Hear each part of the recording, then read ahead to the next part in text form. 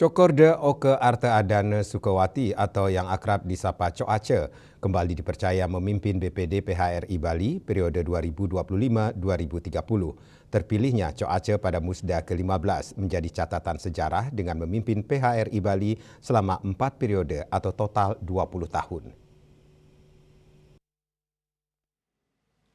Dalam sambutannya, Cok Aceh mengatakan Musda ke-15 ini tidak hanya menjadi agenda pemilihan ketua, tetapi juga dirangkai dengan seminar dan pameran exhibition kepariwisataan. Menurutnya, Musda menjadi momen penting untuk melakukan evaluasi menyeluruh terhadap kinerja internal PHRI sekaligus kondisi sektor pariwisata Bali. Dalam Musda kali ini, Cok Aceh kembali terpilih menjadi Ketua PHRI Bali periode 2025-2030. Hal tersebut menjadi catatan sejarah dengan memimpin PHRI Bali selama 4 periode atau total 20 tahun. Selama masa kepemimpinannya banyak tantangan dan persoalan yang dihadapi mulai dari bom Bali hingga pandemi COVID-19. Ya, setiap periode pertama saya digigitkan dengan bom Bali 2 tahun 2005. Itu jadi ketua pada waktu itu ya, tentu kayak waktu itu bagaimana kita mengembalikan itu sudah kedua kali. Yang pertama 2002 itu masih di atas musibah.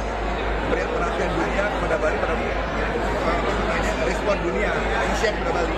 Tapi ketika kedua kalinya terjadi, itu mulai bertanya apa saya perintah pada waktu itu sama dengan Dewa Brata untuk Bali. Saya ke Jepang untuk menjelaskan pada Jepang agar Bali tidak di koloni. Nah, itu upaya-upaya kedua yang keluar.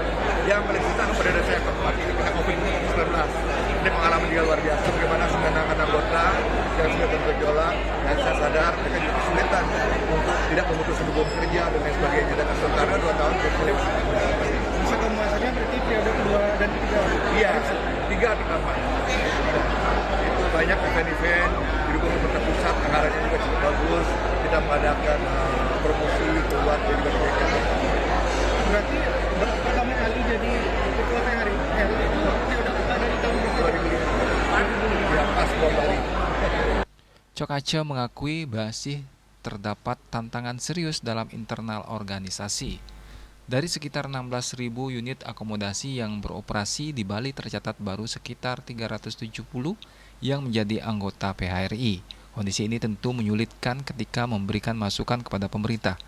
Data disampaikan bisa tidak valid, padahal data yang akurat sangat penting untuk melihat apakah Bali sudah mengalami kelebihan pasokan atau apakah pangsa pasar masih mencukupi. Sukma, Bali TV.